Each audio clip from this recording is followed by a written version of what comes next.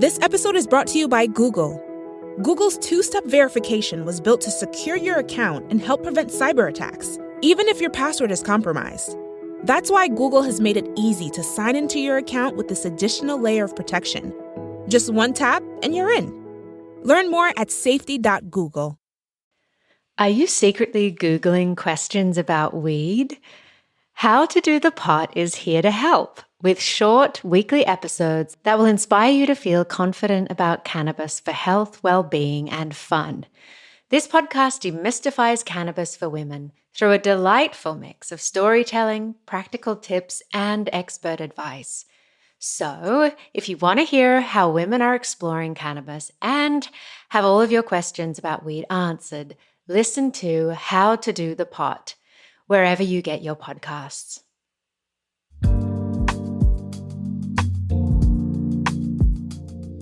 From Sugar 23, I'm Angela Ledgerwood, and this is Lit Up.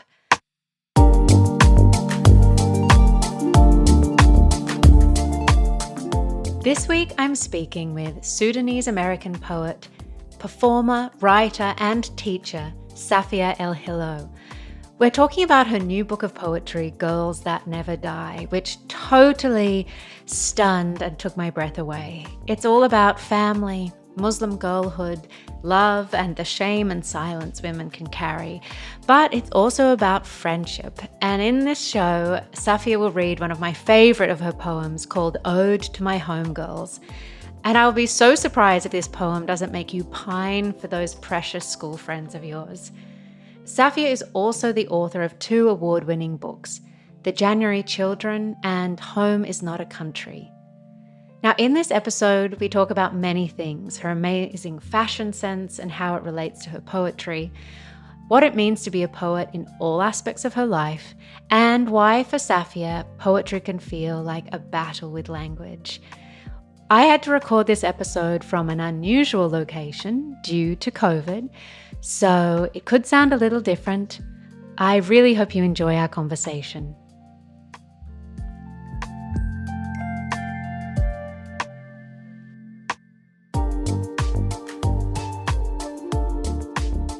What a pleasure it is to have Safia Elhillo on Lit Up. I have only recently come to your work and your poetry, and it's been an absolute explosion of beauty and thoughtfulness and rawness. And thank you for putting this out in the world. I want to start not where we might assume, but with your personal style, because I have been following you, on Instagram and Twitter, and every post you put up, you're in some just incredibly bold, eclectic outfit that I feel, in my mind, now I've read your poetry, must have something to do with this creativity and this passion and this burning inside of you. Can you tell me how you like to dress? I feel like the impulse to write a poem and the impulse to get dressed come from the same place in me, where I'm always trying to articulate myself exactly. There's always this kind of nebulous, unformed feeling when I wake up in the morning and when I sit down to write, and I'm trying to kind of scrape my way towards the poem of it by giving it language. It does feel like self-articulation for me, where if I feel like I can't say exactly is what I'm trying to say, then it's like having an itch. It's a really frustrating feeling. Even when I am getting dressed, sometimes I'll put on the wrong shirt and it's like the worst thing that's ever happened to me. And when I'm writing a poem, I will use a lazy verb and then it keeps me up at night until I can fix it. And so I do feel like they come from similar places, but also, honestly, I've been writing poetry since I was very young. I've been doing poetry as a job in some capacity since I was maybe 17 years old.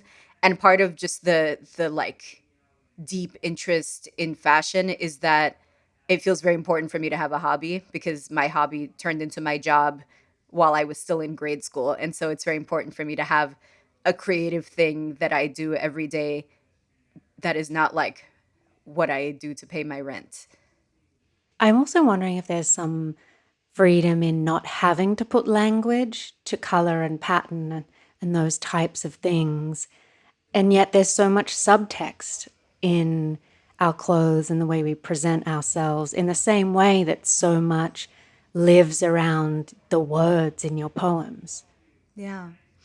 I think language, even though it is, my big love, my big obsession, language is so fraught for me as well in like, a deeply unoriginal, diasporic, bilingual way.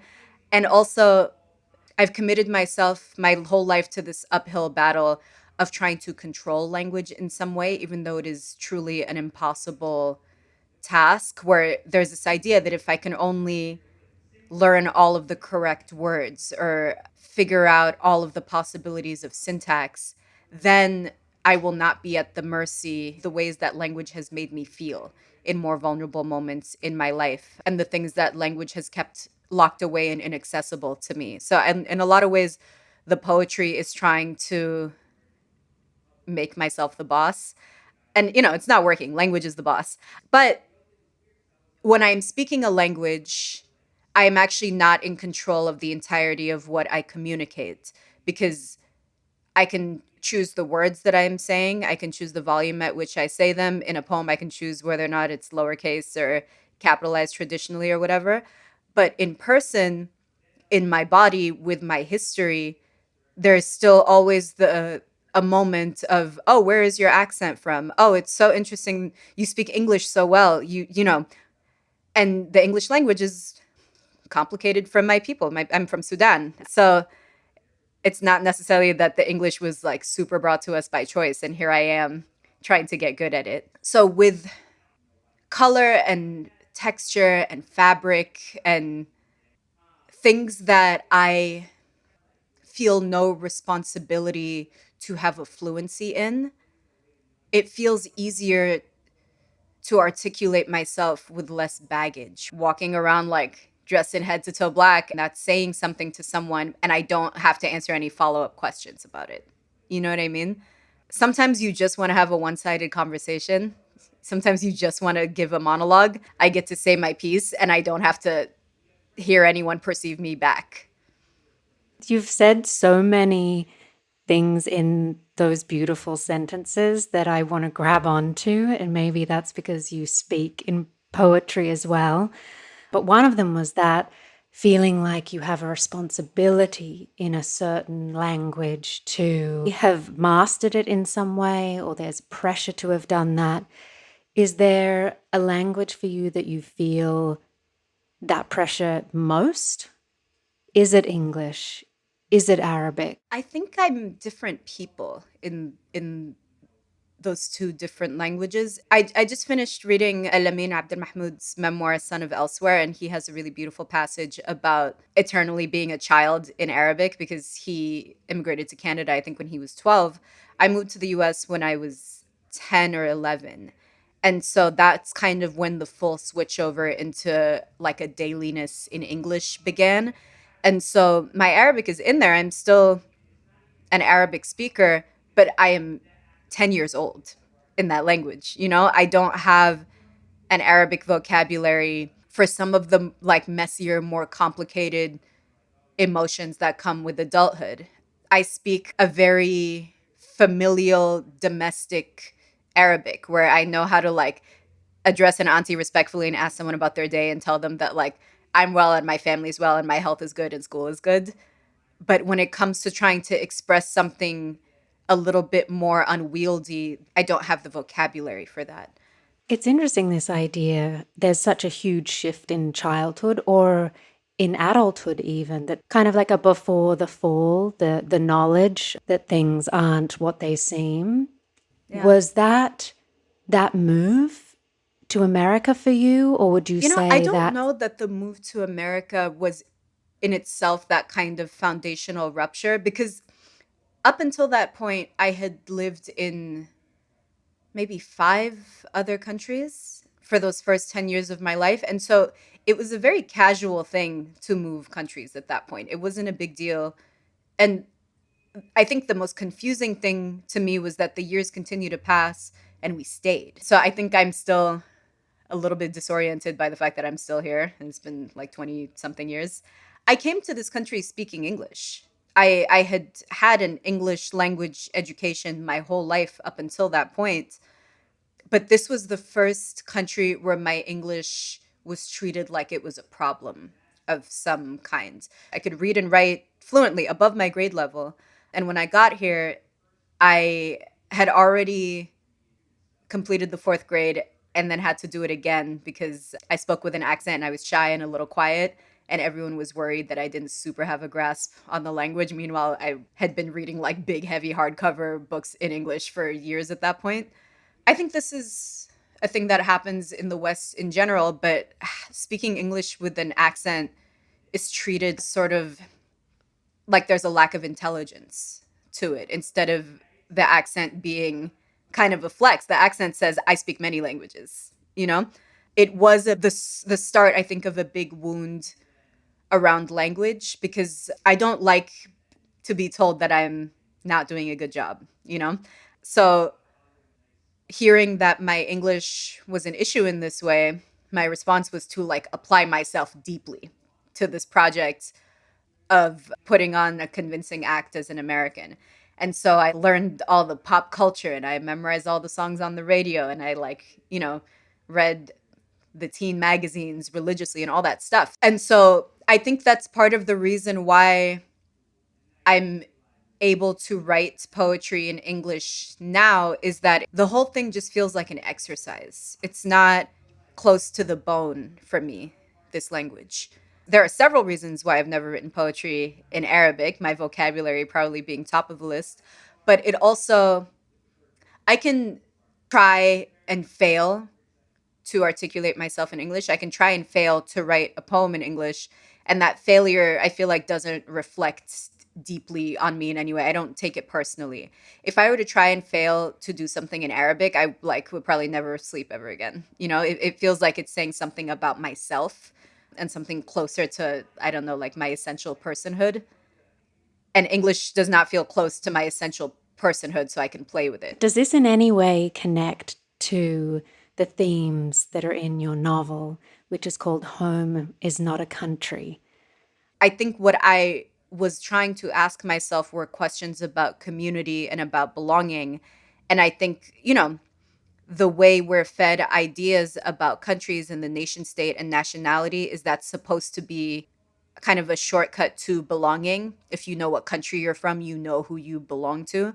But I don't think countries are not communities. Those people, for the most part, don't know each other. I don't just know everyone Sudanese. I know a lot of people Sudanese, but I don't know everyone Sudanese. And so it's this idea of belonging to a country, I think actually like warps the meaning and the intention behind the idea of belonging for me.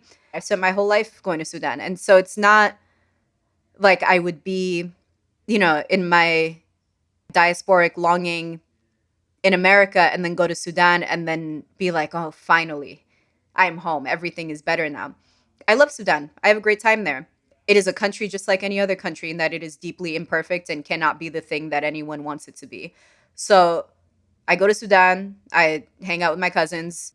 I hang out with my grandparents. I eat. I take an afternoon nap, but it's not like my deep internal crisis has been resolved because there's Sudan as it actually exists. And then there is this fictionalized Sudan in my head as it was fed to me as a child of the diaspora. I think a lot of parents do this as a way of just trying to get you to invest in the culture when the proof of that culture does not exist in the environment that they're raising you in. So I understand why I was made to fall in love with this fictional Sudan. But the flaw in that plan is that I was going to actual Sudan all the time. And it wasn't this never ending golden age party where everyone was just writing poetry and singing all the beautiful old love songs. It's just a regular place like any other. And so in undergoing that process, I had to ask myself, what is it that I actually was longing for? And pinning all of that longing on an idea of Sudan so that I didn't have to do the work of excavating what it is I actually was looking for, and what I was looking for and craving in craving that belonging was community. One of the thoughts I was trying to work out in making Home is Not a Country is I spent so long pining for this idea of a country to belong to that I really did not spend enough time appreciating the spaces that I was experiencing deep belonging, my communities, my chosen families, like all of these spaces around me where I like had that warm hug of context. I think the title of the book is maybe the like hard won conclusion of all of that processing, which is that home is not a country. Home is like my family and my homegirls and this apartment that I like very much and a good book and, a bathtub, whatever. It's not like it's feels so silly of me that for so long I was like, oh, the nation state, my true home. What even was I talking about? Well, it can take us a while to work out. It will always be an ongoing question and it comes and goes. But I think you're right. It's about people and who you're with. And, we all just had a long weekend in America, the July 4th weekend that, feels complicated at this juncture of history. Like, what are we celebrating? Friend was saying that, her family's motto was home is wherever we are as a family, because they knew they would never really be able to be kind of in this one place. I breathed more deeply, even just with that notion. And then coming across, your work as well, thinking, wow, there's a poem I loved so much in the book, Ode to My Homegirls. And I just think it's such a joy. And I would love to hear it in your voice if you can find it in your own book. Thank you so much. Okay, here we go. Ode to My Homegirls. Smelling of orange rind, of cardamom, most beautiful girls in the world. Wake up, bitch, we're getting waffles. You can keep crying, but you're going out. My marriages, my alibis, my bright and hardy stalks of protea, and all I know of love I learned at 13, dialing Basma's home phone by heart to three-way call whatever boy, so that weeks later, when the phone bill came, only Basma's familiar number beside the timestamp, clearing my name. Basma herself staying awake for hours to hang up the phone after. You who send pictures of your rashes to the group text and long voice notes from the bathtub, your laughter echoing against the tiles. You who scatter the world's map, piling into cheap buses and budget airlines. 4 of us asleep in my dorm bed, 6 of us overflowing my studio apartment. False lashes for weeks after, like commas in my every pillowcase. You clog my toilet and admit it. You text me screenshots from the Gucci fashion show, getting rich so I can get you this. And when I lived alone, and that man followed me one night home from the 6 train, up Lexington, and into the hallway, tried for hours to break open my front door. You took turns from all your cities and stayed overnight with me on the phone for 3 days, snoring and murmuring in your sleep. Thank you. What a poem. I was just transported to so many places, and then you land with that terror and yet the camaraderie and the beautiful friendship of those friends. This episode is brought to you by IKEA. The new semester is right around the corner, and whether you're moving into the dorms, somewhere off campus, or staying at home, IKEA has the essentials you need to transform your space. From bedding to desks, sofas, bookshelves, even laundry bags, IKEA has what you need to thrive. Find everything you need at your local IKEA store or go to ikea-usa.com/back-to-college. I don't know, when did you write this one? I wrote this poem, I wrote Ode to My Homegirls in 2019. I had just moved to Oakland, California after 4 years of living back in Washington, D.C., which is also where I grew up. And my time as an adult in D.C. coincided with a moment where my 2 childhood best friends had also moved back to DC. One of them had been in New York for grad school and moved back. One of them had been living in Zanzibar for I think 3 years and had moved back. And we'd all gone to university in different places. And so to just be running around this city of our childhoods with these two people I've been friends with since I moved to this country was just this kind of like magical, gilded time. There's a particular texture to like femme friendships where, you know, you're always like touching each other's hair and like the bathroom is disgusting and everyone's wearing each other's clothes. And I had not realized that that feeling was just like the default setting of my life, and that it very much had to do with the feeling of being around this specific group of people who now I was very far away from, you know? And so I had friends that I could call up and be like, want to go to a poetry reading, want to, you know, do some work together at a coffee shop, want to go to dinner. But like, just something about this particular group of friends that I'd left behind. I feel like there was a version of myself that in leaving them back on the East Coast, a version of myself that I hadn't been able to bring with me, where I don't know, like I didn't go to a party for years because that's who I used to go to parties with, you know? I like didn't stay up late for a long time because that's who I used to stay up late with. So I really missed them. And I think I also was in a moment where I was just trying to rethink what it is that I thought I was allowed to write poetry about. And that it felt like the only experiences of mine that I had treated as worthy of being written about in a poem were the things that hurt me the most. And when I did write about love, it was usually romantic love and its failures. And it just felt like such an enormous oversight to have not written a poem, an ode, a love poem to these like big loves of my life, to, you know, the reason I even like have any sort of basic vocabulary for love is having loved these people for, I don't know, like 20 years or something at this point. And so I thought, of course I have to write them a poem. What took me so long? You bring up that poetry is almost seen as the most erudite of all the arts. So we must only write about those, you know, the deepest thoughts and emotions. And it's such a joy when you can just come across a poem that is in itself deeply beautiful and complicated, but I don't know, relatable in a way that just makes you sigh. You're also a teacher now. So, what is it like to encourage other poets on their journey to choose their subjects? I think I had to decide how much I loved poetry.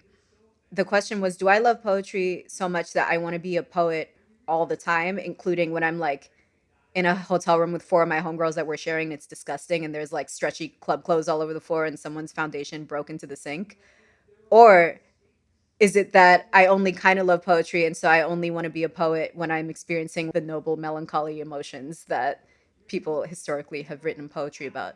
And the realization I had is that I love poetry so much, and poetry is so like inextricable from the way I see the world and the way I move through the world, that it's important for me to just be a poet in everything I do, even if it's like, you know, holding my homegirl's hair back while she vomits. I'm a poet in that moment too.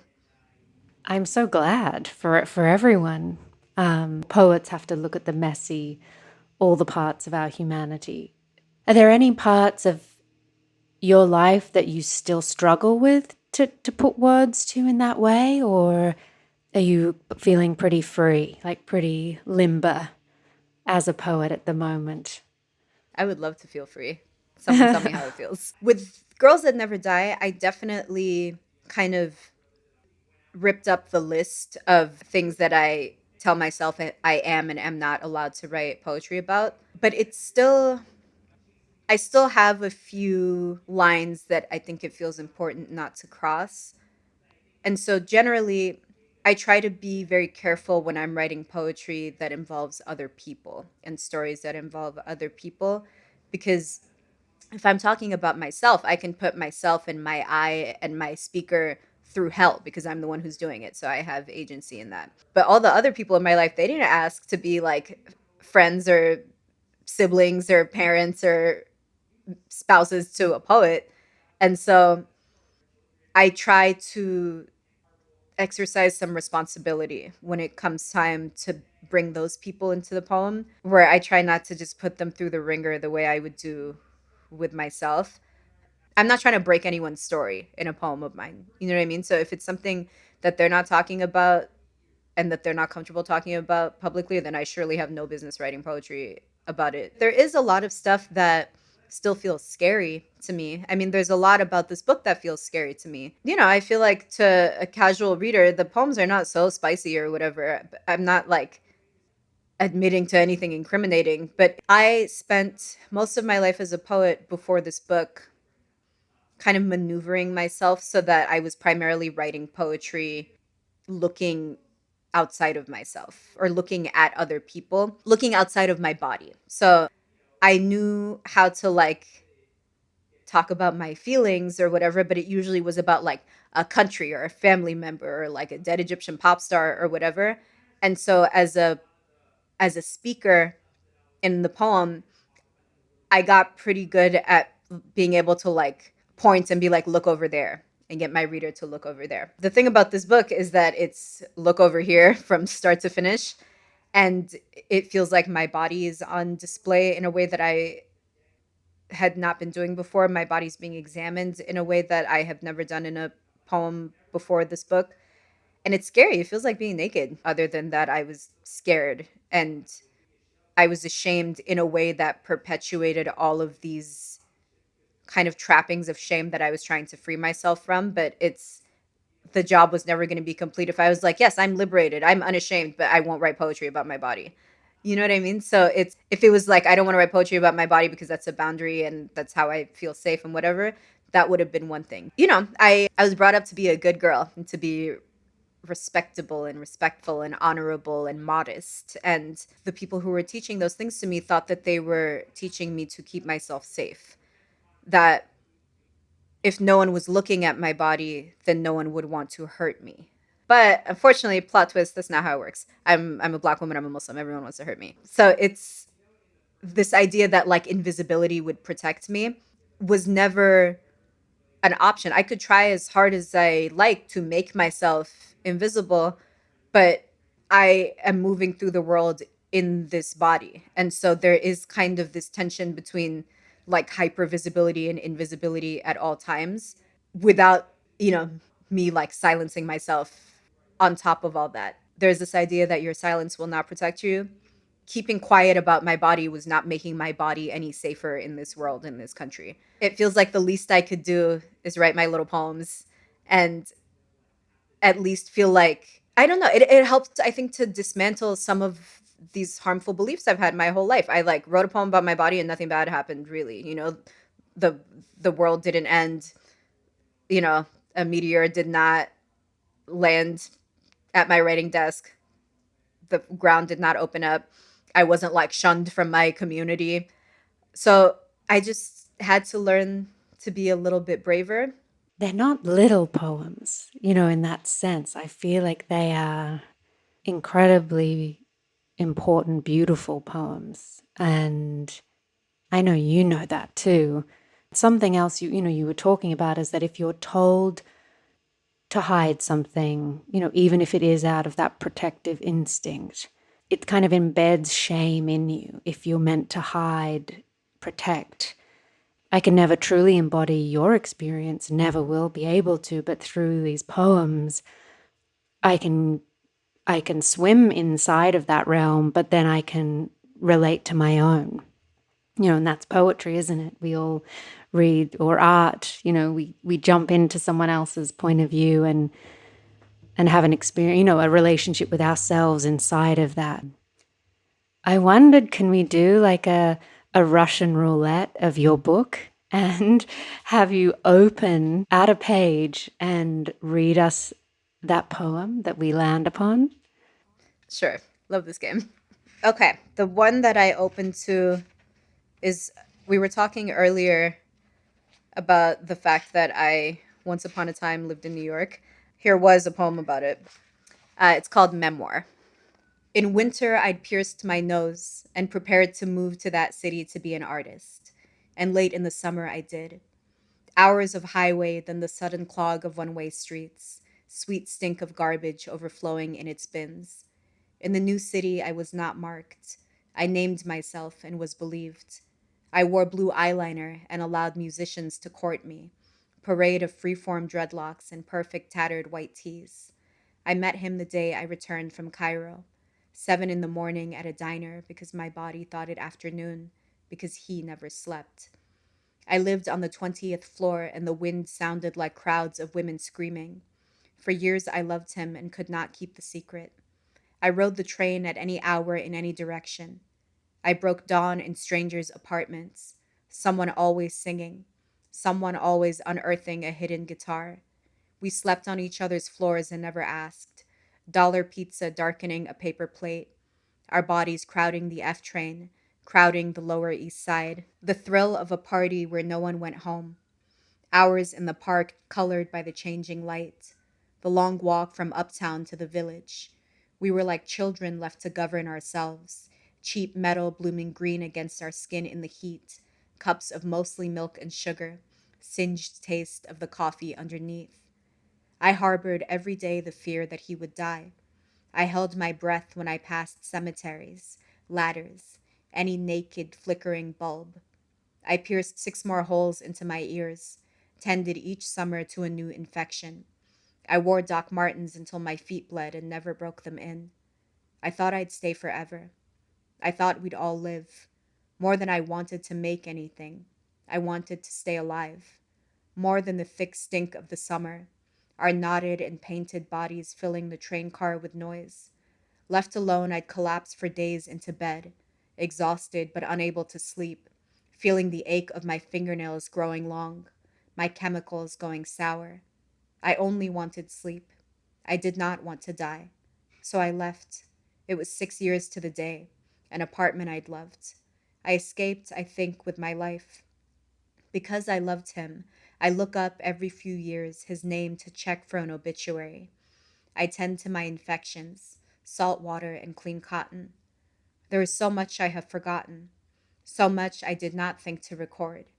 My shorter hair, those first moments after waking, my eyes still shut, trying to remember where I'd slept. I look through photographs, our younger faces filling the frame, our bodies always touching. I did not think of it as a time to survive. I thought we'd all still know each other, and that we'd all still be alive, meeting years later to retell the story, exaggerating every detail, the cartilage fully healed. I set the table as if someone else is coming, but I got to the other side. I left everyone behind. Thank you. Gosh, you escaped. It's a new experience, isn't it? To fall in love and then try and survive it. Okay. So I was lucky enough to have Hala Alayan on Lit Up, and I saw that in the beautiful notes of your book that I almost were brought to tears by how thoughtful they were. But you talked about being with her and writing, I think, 30 poems in 30 days. You've had these periods where you've tried to write a poem every day and talked about that. I'm wondering, what is your relationship to poetry on a day-to-day basis? Out in the world, are you looking for prompts, or are you just almost like a tuning fork, tuning in and out? So Hala and I are actually just now wrapping up. We just wrote 20 poems in 20 days during the month of June, which we had not done that exercise since the one I mentioned in the book, but I'd been thinking about it a lot. And I also had written very little since we had done that. And it had worked so well that other time that I was like, Hala, you want to do it again and see if it works again? And it did, which is great. If you just think about how much time I spend wanting to write versus how much time I actually spend writing, it really, I don't know what happens. I could easily make the time, which I learned this past month doing this 2020 with Hala. So it's not about time, it's not about busyness. There is a sort of fear that kind of sets in every time I finish writing a poem, where part of me is afraid I'll never be able to do it again. I wake up every day and I want to write a poem. And most days I don't write a poem. And the reason is because I am so afraid that I'm going to sit down and write and the poem will be bad. And that will say something about me or my abilities or like my value as a person or something, that I would much rather spare myself the heartache and just, go watch TV or something. But then the days accumulate that way. And then I look back and I can't remember the last time I wrote a poem. And I don't like that feeling because I feel like a poet kind of all the time. But if the idea is how you spend your days is how you spend your life, I don't know that I spend my days writing poetry. And so I don't feel like I am representing myself properly, even to myself. If it's just that, oh, I don't feel like it today, I am pretty good at honoring that feeling and not forcing myself to write. But it so often is that I really quite badly want to write and then I don't. And so one of the things I appreciated about being in this like little micro writing group with Hala is that it's a bit like exposure therapy. I have to sit down every day and find myself to a poem. And that poem might not be good. I might sit down that day and write a bad poem and the world doesn't end. I can't just go and lick my wounds because the next day I have to sit down and write a poem again. So it really, I think, like helps bring the fear down to scale. It's like I read bad poetry all the time and nothing happens to me. And yet I don't know why it's so easy for me to forget that and to make the bad poem like this boogeyman that lives under the bed that I'm so afraid of that I would rather not even go anywhere near the neighborhood of poetry for fear of facing the bad poem. My last question is, Safia, what lights you up? My people light me up. My friends loving my people well lights me up. That particular feeling of like sitting around a dinner table in a friend's apartment where they like don't have enough dining chairs for everyone there. So you kind of have to pull in chairs from other parts of the room so that everyone can sit. That feels like a very sacred, treasured feeling that I carry around a lot. Thank you. That's perfect. That's my idea of being lit up too. Thank you so, so much. Thank you so much for having me.